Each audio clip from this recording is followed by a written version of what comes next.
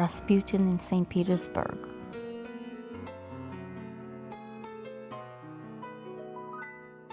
Grigory Rasputin arrived in St. Petersburg in 1904, year of the birth of the heir to the Russian throne.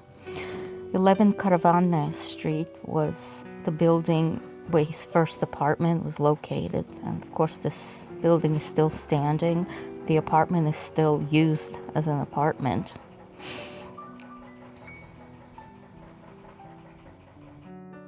The next year, in 1905, Rasputin is introduced to the imperial family and becomes their special friend.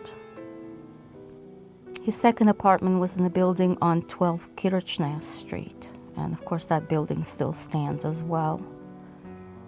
By 1913, Rasputin moved to an apartment on 3 Angliski Prospect, and this is the building today. And this famous photo was taken in the apartment on Angliski Prospect. It's him with his followers, and this is another photo in the same apartment. And finally, the last apartment he lived in was 64 Gorokhovaya Street, where he moved in 1914. And it was located conveniently near a train station. The imperial family paid his rent for it, and it was very convenient for him to get on the train and go to Tsarskoye Selo. These are the windows on the 3rd floor from the courtyard. And this is in the steps of the Romanovs tour group in the courtyard of 64 Gorokhovaya Street. Only a few places in the St. Petersburg has historical details of Rasputin. And this apartment is not museum now. It's a house where people live in. It's a communal flat, but we have 2 rooms, and 1 room we can visit like a friend. This is the plan of the apartment. As you can see, it was fairly large. It had 5 main rooms and a toilet, a bathroom, a kitchen, the back door on the upper right. This back door through the kitchen was the door that Felix Yusupov had picked up Rasputin on the night of his murder, and this is the door that they walked through down those steps to get into Yusupov's car, which took him to the Moika Palace. So Felix had walked down these steps with Rasputin on the night of 16th December 1916. These are the original steps, the original banister.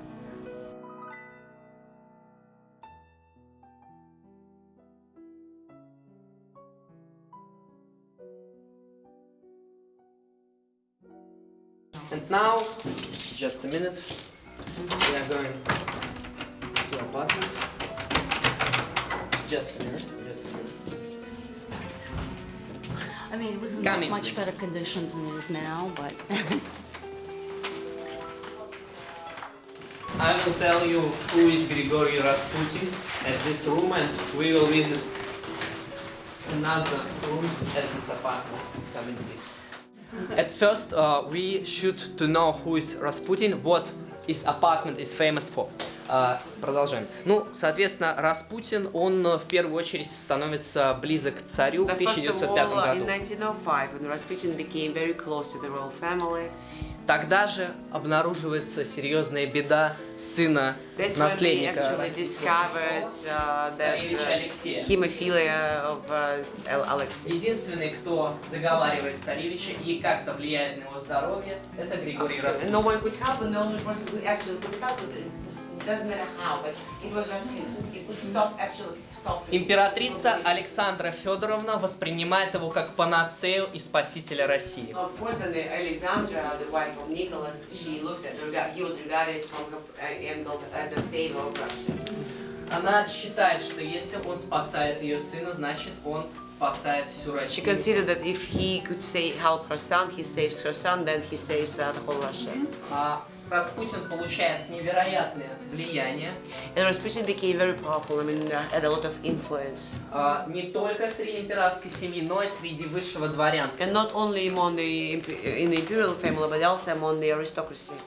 Распутин сменяет разных французских проходимцев у императорской семьи. And the imperial family could not help actually to stop the son bleeding, and there were a lot of this kind of really fake doctors. And Rasputin replaced them, and he was introduced. That's И why he was получает introduced. одобрение от церкви And и he от had простого very народа. high recommendations from the church, and he also he was approved by the people. People supported him too. Продолжаем. After, okay, we will speak about Rasputin after excursions.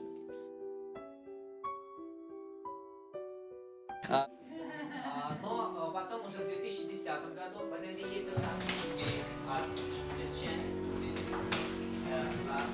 another part of group.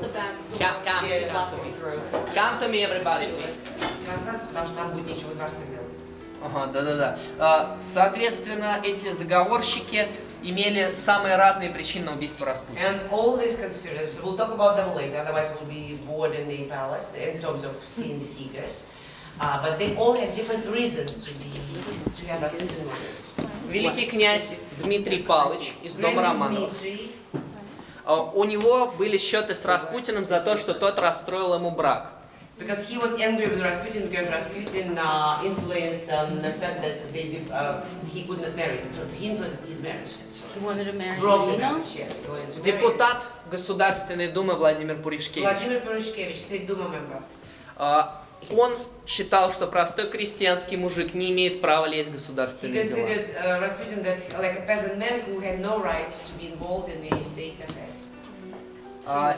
И сам доктор Лазаверт с Феликсом садились в автомобиль, именно Лазаверт вез сюда Юсупова. It was Dr. Lazaret who sat in the same car with Felix, and it was Dr. Lazaret who accompanied Yusupov into the... Can I just add something? Yes. This was the official version for many years.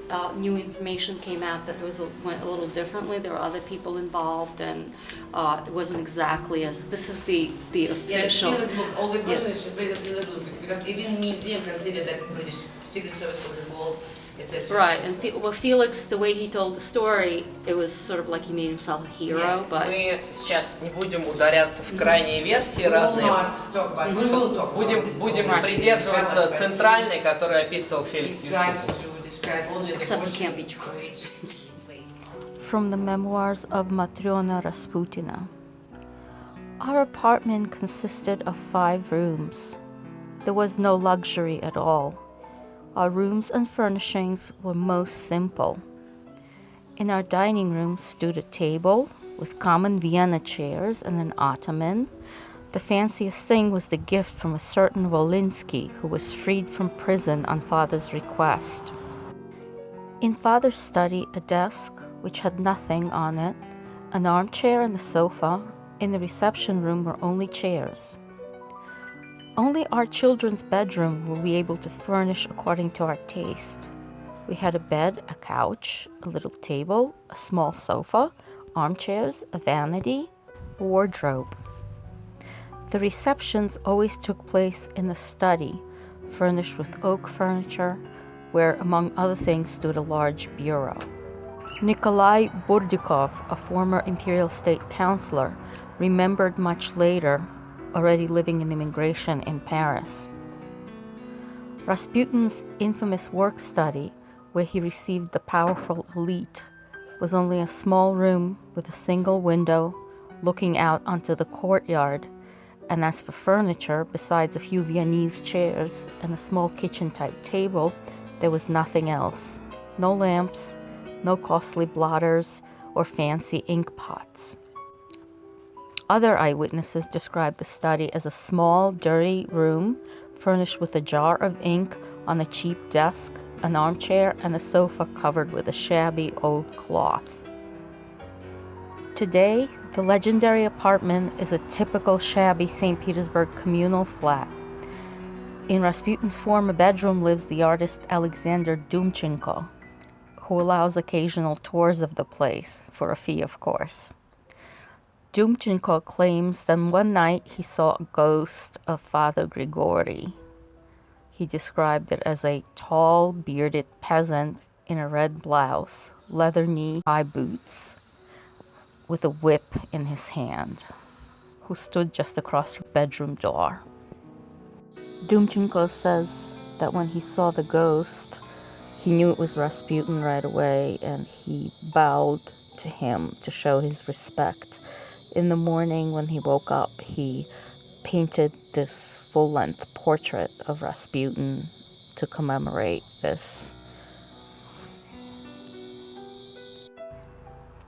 On the walls of the apartment, you will see several layers of the wallpaper, including the dark blue wallpaper, which remembers Rasputin himself. That was the paper that was there when Rasputin lived in this apartment.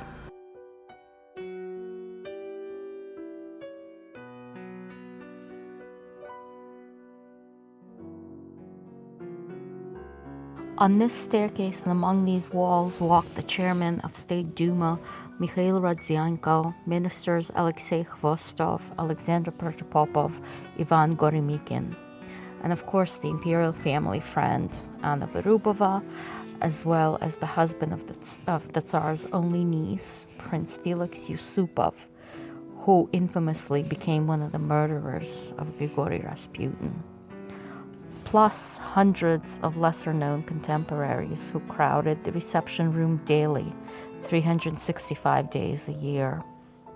Merchants, bureaucrats, noblemen and women, military men, they all came to see the simple Siberian peasant with requests for assistance, petitions, ideas, and proposals.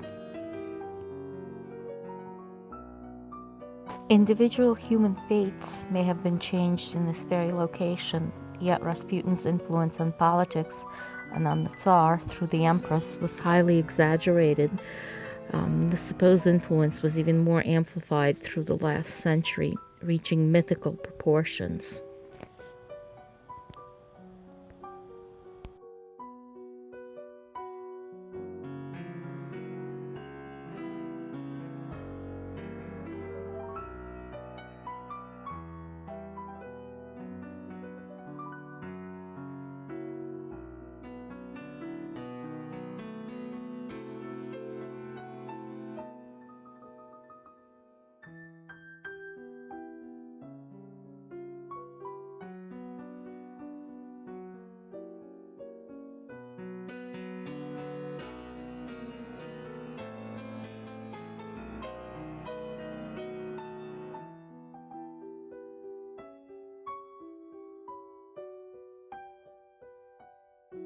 Letter from Rasputin to Tsar Nicholas II, December 1916.